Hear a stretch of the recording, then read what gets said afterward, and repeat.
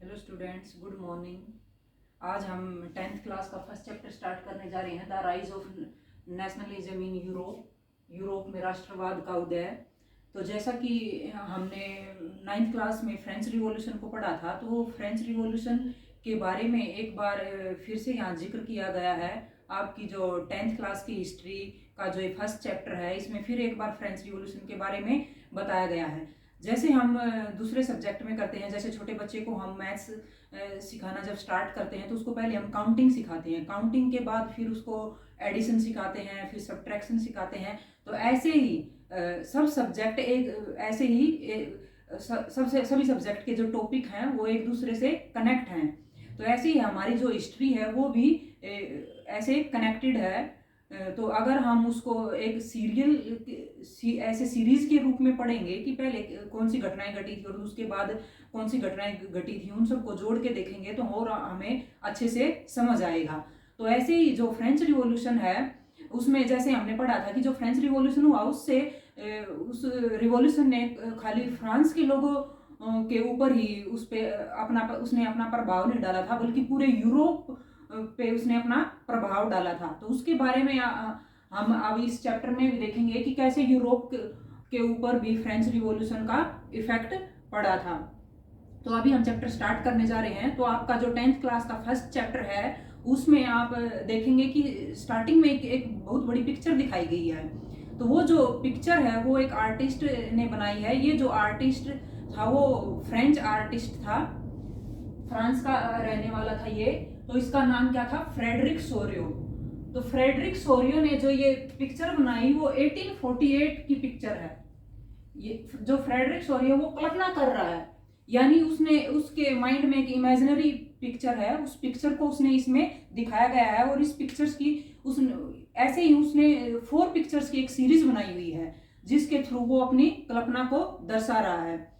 तो Frederick Sorio क्या कल्पना करता है? वो कल्पना करता है कि बहुत सारे लोग हैं, वो एक लाइन बनाए हुए हैं, और ये जो लोग हैं वो अमेरिका और यूरोप के लोग हैं। और ये लोग हैं वो सभी एज ग्रुप के लोग हैं और सभी सोशल ग्रुप के लोग हैं, और इसमें स्त्री भी शामिल और पुरुष भी शामिल हैं। और वो सभी एक लंबी कतार बनाए हुए हैं, जैसे कि आपको पिक्चर में दिखाई देगा। जब आप एनसीईआरटी की बुक में देखोगे, फर्स्ट चैप्टर की जो फर्स्ट पेज है उस पे इस पिक्चर को दिखाया गया है। उसमें आप देखोगे कि एक लंबी कतार बनी हुई है, उसमें बहुत सारे स्त्री और पुरुष लाइन बनाए हुए हैं और उनके हाथ में एक नेशनल फ्लैग है।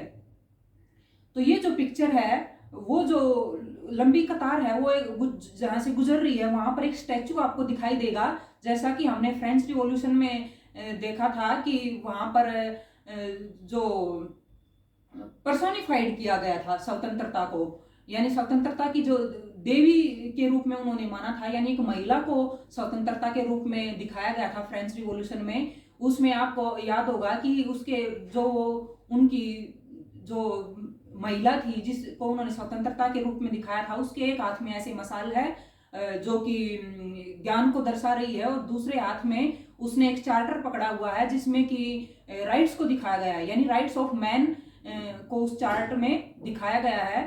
तो वही जो स्वतंत्रता की देवी है वही उस फ्रेडरिक सोरियो ने इस पिक्चर में दिखाई है।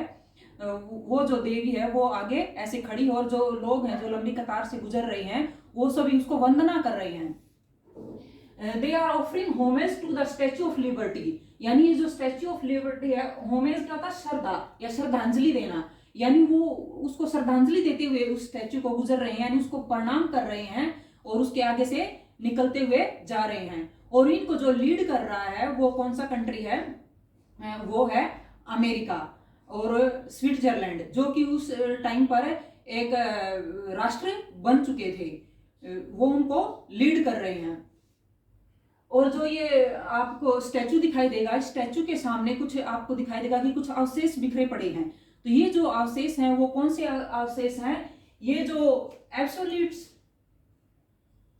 थे, यानी निरकुंशवादी जो विचारधाराएं थी, जो कि एक मोनार्की सिस्टम था, यानी एक राजा एब्सोल्यूट निरकुंश शासन क्या होता है कि जिसमें एक राजा है वो अपने मिलिट्री के बेस पे लोगों से अपनी बातें मनवाता है, और राज करता है। यानी ऐसे शासन में लोग सही को सही नहीं बोल सकते और गलत को गलत नहीं बोल सकते, जो राजा लागू करेगा वही लागू होगा। तो ऐसे निरंकुश शासन जो था वो अब ध्वस्त हो चुका है और उसके अवशेष इस जो स्टैचू है उसके आगे बिखरे पड़े हैं। तो ऐसी कल्पना कौन कर रहा है? ऐसी कल्पना फ्रेडरिक शोरियो कर रहा है कि एक स्टैचू ऑफ लिबर्टी है, उसमें बहुत सारे नेशन स्टेट हैं और उनके पीपल हैं, वो उनके आगे से गुजर रहे हैं और जो निरंकुश शासन है वो ध्वस्त हो चुका है, वो ऐसे बिखरे पड़ा है। और इसको जो लीड कर रहे हैं वो कौन है? अमेरिका है और स्विट्जरलैंड है, जो कि उस टाइम पर एक राष्ट्र राज्य बन चुके थे। फिर इसके बाद फ्रांस के लोग हैं जो कि उसको अमेरिका और स्विट्जरलैंड के बाद फ्रांस के लोग हैं जो कि अपने हाथ में अपना नेशनल फ्लैग लिए हुए हैं, जो कि उनका फ्लैग ट्राई कलर का है। हमने फ्रेंच रिवॉल्यूशन में पढ़ा था, उनका जो फ्लैग था उसमें कौन कौन से रंग थे? रेड, ब्लू और व्हाइट। तो यही ट्राई कलर का फ्लैग लिए हुए ये फ्रांस के लोग आगे से गुजर रहे हैं, जो कि अभी अभी स्टैचू के पास पहुंचे हैं। और उसके बाद जर्मन पीपल हैं, उनको फॉलो कौन कर रहा है? उनके बाद उनको फॉलो कर रहा है जर्मन पीपल्स, और जर्मन पीपल्स के बाद ऑस्ट्रिया और the Kingdom of Two Sicilies, Lombardy, Poland, England, Ireland, Hungary और रसिया। तो ये सभी कंट्री के जो लोग हैं वो इन सबको फॉलो कर रहे हैं। तो जो जर्मन पीपल हैं वो भी अपना एक नेशनल फ्लैग लिए हुए हैं। इनका फ्लैग भी ट्राई कलर का था। इनके फ्लैग का कलर क्या था? रेड, ब्लैक और गोल्डन। तो ये इन 3 रंगों का झंडा लिए हुए वहां से गुजर रहे हैं। ऐसे ही जो बाकी जो नेशन है वो भी अपने वहां के जो लोग हैं उनको कैसे पहचाना जा रहा है? उनके राष्ट्र ध्वज और उनके जो नेशनल कॉस्ट्यूम है उनसे उनको पहचाना जा सकता है। सभी ने अपने नेशनल कॉस्ट्यूम पहन रखे हैं और अपने जो नेशनल फ्लैग है वो हाथ में ले रखे हैं और एक दूसरे को फॉलो करते हुए और जो स्टैचू ऑफ लिबर्टी है उसको प्रणाम करते हुए वो आगे से गुजर रहे हैं। और फिर ये जो लोग हैं इनको ऊपर से ईसा मसीह और वहाँ के जो संत हैं या जो देवी देवता हैं वो इन सबको देख रहे हैं। तो ऐसी कल्पना कौन कर रहा है? फ्रेडरिक शोरियो कर रहा है कि इन सभी को देवी देवता ऊपर से देख रहे हैं। और जो ये जर्मनी की जो उन्होंने पिक्चर दिखाई हुई है उस टाइम की, वो कब की दिखाई गई है? वो 1848 की दिखाई गई है। यानी 1848 की विचारधारा को दिखाया जा रहा है कि 1848 में जो जर्मन है वो यूनाइटेड नेशन का हिस्सा नहीं बना था अभी, लेकिन जो जर्मन भाषाई लोग थे उनकी जितनी भी प्रिंसिपैलिटीज थी यानी रियासतें थी, जो जर्मन भाषी रियासतें थी वो सभी एक राष्ट्र के रूप में इकट्ठा होना चाहती थी, लेकिन अभी वो एक राष्ट्र नहीं बनी थी। ऐसी विचारधाराएं वो अभी कल्पना कर रहे हैं कि हमें आगे ऐसे एक राष्ट्र के रूप में बनना है। कौन कर रहे हैं? जर्मन के लोग, लेकिन अभी वो यूनाइटेड नेशन का हिस्सा नहीं बने हैं। तो ऐसी कल्पना करते हुए वो लोग अपना नेशनल फ्लैग लिए हुए वहां से गुजर रहे हैं और उनको फॉलो करते हुए ये बाकी कंट्रीज हैं और ऊपर से देवी देवता उन सबको देख रहे हैं। तो ऐसे फ्रेडरिक शोरियो ने कल्पना की है। तो फ्रेडरिक शोरियो ऐसी कल्पना क्यों करता है? वो इसमें दिखाता है कि जो सभी राष्ट्र हैं वो जो बाकी सभी कंट्रीज हैं वो बिल्कुल अभी स्वतंत्र हो चुके हैं और वो एक राष्ट्र बन चुके हैं और सभी राष्ट्र आपस में भाईचारे के साथ रह रहे हैं। यानी वो आपस में अब लड़ाई नहीं कर रहे हैं और एक दूसरे के प्रति उनका सम्मान है।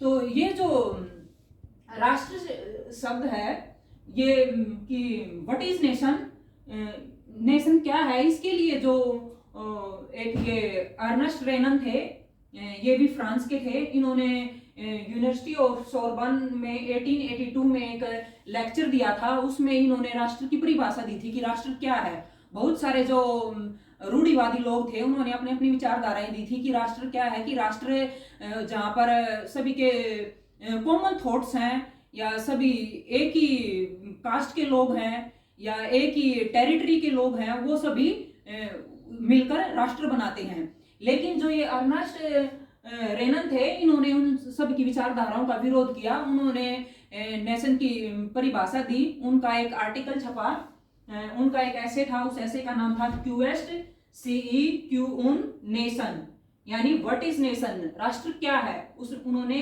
इसकी परिभाषा दी थी। तो उन्होंने बताया कि राष्ट्र एक ऐसी विचारधारा है जिसमें लोगों का एक जैसा इतिहास था, यानी अपने इतिहास के लिए लोगों की यानी पुराने टाइम से एक विचारधारा है, और जो ये विचारधारा है वो अभी एकदम से निकल के नहीं आई है, वो पुराने संघर्ष को दिखाती है। यानी लोगों ने जो स्ट्रगल किए, जो वहां पर राष्ट्र के प्रति विचारधाराएं अभी जागृत हुई थी कि लोगों का अपने राष्ट्र के प्रति सम्मान, और जो लोगों ने संघर्ष किए थे उससे निकल के ये राष्ट्र शब्द आया है। यानी सभी जो सोशल ग्रुप के लोग हैं या जितने भी जो लोग हैं जो वहां पर रह रहे हैं, सभी की एक जैसी विचारधाराएं हैं, साझा विचारधाराएं हैं। जैसे कि हम फॉर एग्जाम्पल लेते हैं कि हम कहीं भी जाने से पहले अपने आप को ना हिंदू मानेंगे, ना सिख मानेंगे, ना ईसाई। हम सबसे पहले क्या बताएंगे कि अगर हम अदर कंट्रीज में जाएंगे तो हम ये बताएंगे कि हम इंडियंस हैं। यानी हमारी जो विचारधाराएं हैं वो हमारे पूरे एक नेशन को दर्शा रही हैं। हम इंडियन होने के नाते हमारा अपने नेशनल फ्लैग के प्रति एक हमारा एक सम्मान है। यानी हम संयुक्त रूप से हमारी जो विचारधाराएं वो अपनी कंट्री से जुड़ी हुई हैं। तो ऐसे ही जो संयुक्त रूप से लोगों की विचारधाराएं एक अपनी कंट्री से जुड़ी हुई हैं वो नेशन को दर्शाती है, ना कि सेम कास्ट होने से या सेम ग्रुप के लोग होने से खाली राष्ट्र नहीं बनता, वो एक जैसी साझा विचारधाराओं से ही बनता है। तो ये जो राष्ट्र का जो विचार निकल के आया था, ये कहां से निकल के आया था? सबसे पहले ये फ्रेंच रिवॉल्यूशन से निकल के आया था, और इसने पूरे यूरोप को इफेक्ट किया। इसने यूरोप में सिर्फ राजनीतिक प्रभाव ही नहीं डाले, वहां के लोगों पर मानसिक प्रभाव भी डाला। वहां के लोगों की बिल्कुल विचारधाराएं बदल गई कि अपने राष्ट्र के प्रति कि हमें स्वतंत्रता लेनी है और कैसे हमें एक राष्ट्र के रूप में संयुक्त होना है। तो ऐसी जो विचारधाराएं हैं उसको इसमें दर्शाया गया है। तो इस चैप्टर में आगे हम जो फ्रेडरिक सोरियो ने जो कल्पना की है, जो पिक्चर में दिखाया गया है, तो फ्रेडरिक सोरियो के बहुत सारे विचारों का वर्णन आगे इस चैप्टर में किया जाएगा, उसके बारे में हम पढ़ेंगे। तो ये यूटोपियन विजन था। यूटोपियन विजन मीन्स एक ऐसा आदर्श समाज, यानी एक ऐसे ही आइडल सोसाइटी की कल्पना कर रहा था फ्रेडरिक सोरियो कि जिसमें ऐसे सभी राष्ट्र स्वतंत्र हो चुके हैं, अपना फ्लैग लेके आपसी भाईचारे के साथ स्वतंत्रता की जो देवी है उसकी वंदना करते हुए गुजर रहे हैं। तो ये सिर्फ एक उसकी कल्पना थी, यानी यूटोपियन विजन था उसका, ये कल्पना दर्श जिसको बोलते हैं। यानी एक ऐसी आदर्श सोसाइटी जिसकी खाली कल्पना की जा सकती है, ऐसी एक्चुअल में पॉसिबल नहीं है। तो ये हमारे चैप्टर की स्टार्टिंग थी कि आगे कैसे हमने जो राष्ट्रीय विचारधारा थी उसका कैसे उदय हुआ, और आगे इसके बारे में हम और विस्तार से पढ़ेंगे, जो कि हम नेक्स्ट वीडियो में करेंगे। अगर आप मेरे चैनल पे न्यू हैं तो मेरे चैनल को सब्सक्राइब करना और मेरी वीडियो को लाइक करना मत भूलना। व्यू तो काफ़ी आ जाते हैं लेकिन आप लाइक नहीं करते हैं। अगर आपका एक लाइक मुझे आगे वीडियो बनाने के लिए प्रोत्साहित करेगा, तो इसलिए आप मेरे चैनल को सब्सक्राइब करना और मेरी वीडियो को लाइक करना। Thank you.